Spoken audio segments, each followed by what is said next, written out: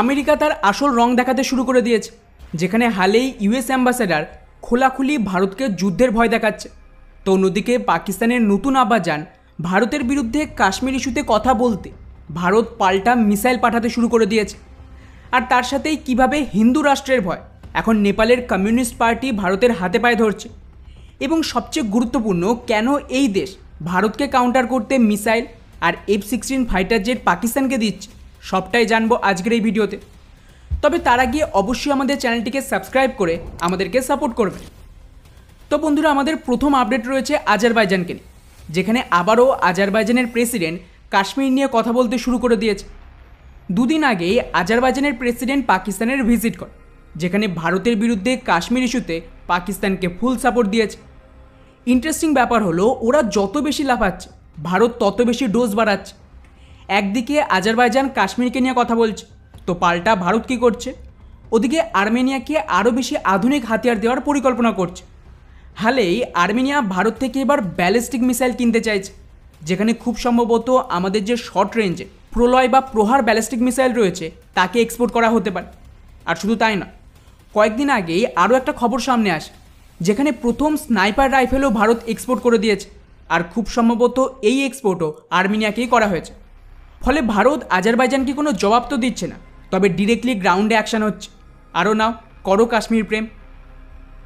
যাই হোক, এবারে আসে আমাদের নেক্সট আপডেট পাকিস্তানকে নিয়ে, যেখানে ভারতের স্বদেশী air launch BrahMos supersonic cruise missile এবং রাফেলের স্ক্যাল্প মিসাইলকে কাউন্টার করার জন্য পাকিস্তানের আর্মি একটা নতুন ক্রুজ মিসাইল তাদের সেনাতে সামিল করতে চাইছে, যেখানে তুর্কির দ্বারা তৈরি করা কাজেম V3কে ভারী মাত্রায় পাকিস্তান অপারেট করবে।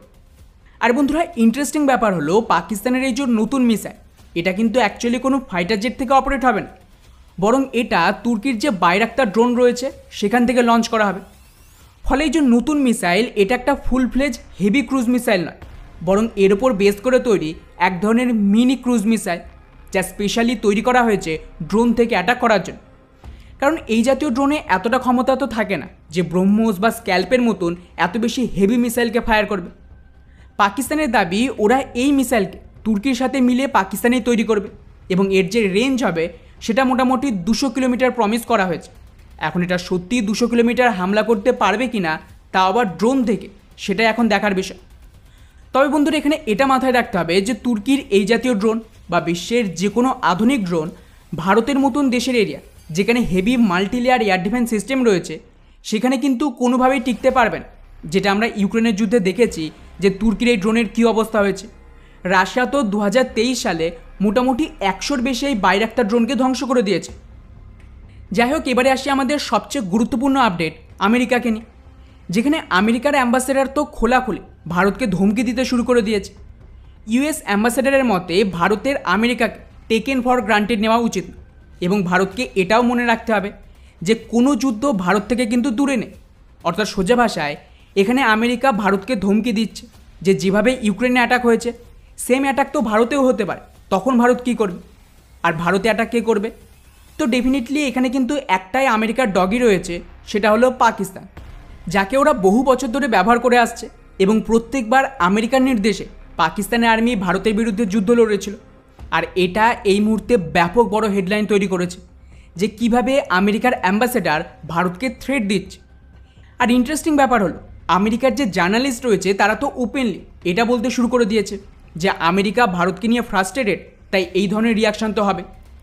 অর্থাৎ সোজা ভাষায় ওরা চাইছিল যে ভারত পাকিস্তান, জাপান বা ইউরোপের মতন ওদের একটা ভাসাল স্টেট হবে।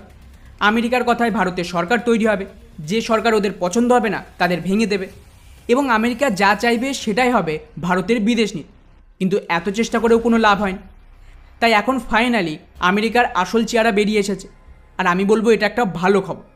ভারত সরকার ডিরেক্টলি কাউন্টার তো করবে না, কিন্তু যা অ্যাকশান নেবে তাতে দেখতে থাকুন, এই ধরনের ধমকি আরও বেশি আসবে। আর প্রধানমন্ত্রীর রাশিয়া ভিজিট তার একটা ছোট্ট ডেমো ছিল। যাই হোক, এবারে আসে আমাদের নেক্সট আপডেট নেপালকে নিয়ে, যেখানে আশ্চর্যজনকভাবে নেপালের সবচেয়ে বড় ভারত বিরোধী নেতা কেপি শর্মা ওলি আর তার যে কমিউনিস্ট পার্টি রয়েছে CPN ULM, তো তাদের তরফ থেকে ভারতকে নিয়ে একটা বিরাট বড় বয়ান দিয়েছে যে নেপাল কোনো দিন ভারতের সাহায্য ছাড়া এগোতে পারবে না, তাই আমাদের ভারতের সাথে ক্লোজ বন্ধুত্বের সম্পর্ক রাখতেই হবে। এমনকি ওরা নাকি নেপালের মাটিকে কিছুতেই ভারতের বিরুদ্ধেও ব্যবহার হতে দেবে না। আর মজার ব্যাপার দেখুন, গত 6 থেকে 7 মাস ধরে আমি বহুবার বলেছি যে ভারত সরকার নেপালের যে পুরনো মোনার্কি শাসন এবং হিন্দু রাষ্ট্রের ক্ষমতা সেটা ফিরিয়ে আনতে চাইছে, যাকে আমাদের ইউপিএ সরকার ধোঁকা দিয়েছিল এবং হিন্দু রাষ্ট্রকে খতম করে একটা কমিউনিস্ট শাসনকে সাপোর্ট দিয়েছিল, যার ফল আজ ভারত ভুগছে। যার দরুন গোটা নেপাল জুড়ে এই বিরোধ এখন জন আন্দোলনের আকার নিচ্ছে। হিন্দু রাষ্ট্রের জন্য রাস্তায় রাস্তায় বিরোধ হচ্ছে, মোনার্কি শাসন ফিরিয়ে আনার জন্য কাজও চলছে। আর এটা নেপালের কমিউনিস্টরা খুব ভালোভাবে জানে। যদি ভারত সরকার এই কমিউনিস্টদের ক্ষমতায় আনতে পারে, তাহলে আজ ভারতের কাছে এতটা ক্ষমতা রয়েছে যে পুনরায় কিছু ইনভেস্টমেন্ট করে সেম মোনার্কি শাসন আবারও ফিরিয়ে আনতে পারবে, যার কাজ এখন শুরু হয়ে গেছে। স্পেশালি যেভাবে হালেই চীনের চক্করে নেপালের ইকোনমি নিচের দিকে যাচ্ছে, আর ভারতের সাথে ভালো রিলেশন না থাকলে নেপাল তো সার্ভাইভ করতে পারবে না। আর ঠিক এই কারণেই ধীরে ধীরে নেপালের কমিউনিস্টদের টোন পাল্টাতে শুরু করে দিয়েছে। কিন্তু আমার মনে হয় না যেতে খুব একটা লাভ হবে। ড্যামেজ যা করার সেটা হয়ে গেছে। এখন আগামী 5 থেকে 6 বছরের মধ্যে নেপালের পুরনো শাসন আবার ফিরে আসার সম্ভাবনা রয়েছে। এখন দেখা যাক কী হয়, কারণ নেপালের কমিউনিস্টদের ওপর তো ভারত ভরসা করতে পারবে না। যাই হোক, এবারে আসে আমাদের শেষ এবং সবচেয়ে গুরুত্বপূর্ণ আপডেট পাকিস্তানকে নিয়ে, যেখানে পাকিস্তান তাদের নতুন আব্বাজান তুর্কি থেকে অতিরিক্ত F-16 ফাইটার জেট কিনতে চাইছে। রিপোর্ট অনুযায়ী পাকিস্তানের কাছে এই মুহূর্তে 75টা F-16 ফাইটার জেট রয়েছে, যার মধ্যে প্রায় 57টা বিমান পুরনো ব্লক 15 MLU মডেল, যা আউটডেটেড হয়ে গেছে এবং রিটায়ার করা ছাড়া আপাতত কোনো উপায় নেই। ফলে পাকিস্তানের মিলিটারি অফিসিয়াল জেনারেল মির্জা হালেই তুর্কিতে ছুটে যায়, যেখানে তুর্কির সাথে কথাবার্তা শুরু করে তাদের পুরনো F-16 পাকিস্তানকে এক্সপোর্টের জন্য। আপনাদের জানিয়ে রাখি যে তুর্কি কিন্তু আমেরিকার থেকে প্রায় 40টার মতো নতুন F-16 ভার্সন কিনতে চাইছে এবং একটা আপগ্রেডের প্যাকেজের সাথে টোটাল 23 বিলিয়নের ডিল করে, যাকে অলরেডি জানুয়ারি মাসে আমেরিকার সরকার মঞ্জুরিও দিয়ে দিয়েছে। যার আন্ডারে তুর্কির এই পুরনো F-16 CD মডেলকে পাকিস্তান কিনে নিতে চাইছে, যাকে তুর্কি আপগ্রেড করে নতুন Turkish air two air missile যুক্ত করে দেবে। যদিও এখানে এখনও কোনো ফাইনাল ডিল হয়নি, আর না তুর্কির তরফ থেকে কোনো রকম প্রমিস করেছে, কেননা এর জন্য আমেরিকার পারমিশনও লাগবে। আর মনে হয় না যে ভারত এটাতে খুব একটা খুশি হবে। তবে আমেরিকা যেভাবে ভারতকে ব্ল্যাকমেলিংয়ের চেষ্টা করছে, হতে পারে যে এর পারমিশন দিয়ে দেবে। তবে ওভারঅল এর থেকে একটা বিষয় তো ক্লিয়ার, পাকিস্তান নতুন চাইনিজ J-10 এবং F-17 বিমান কেনা সত্ত্বেও এখনও বেশি ভরসা করছে পুরনো রিটায়ার্ড F-16 ওপর, যা এটা বোঝানোর জন্য তো যথেষ্ট যে পাকিস্তানের আর্মি খুব ভালোভাবেই বুঝে গেছে চীন কীভাবে ওদের চুনা লাগিয়েছে। আর এই চাইনিজ বিমান দিয়ে ওরা ভারতের বিরুদ্ধে যুদ্ধ লড়লে তার পরিণাম খুব একটা ভালো হবে না। এখন দেখা যাক যে তুর্কি এতে রাজি হয় কিনা। তো বন্ধুরা, এটাই ছিল আমাদের আজকের টপ 5 আপডেট।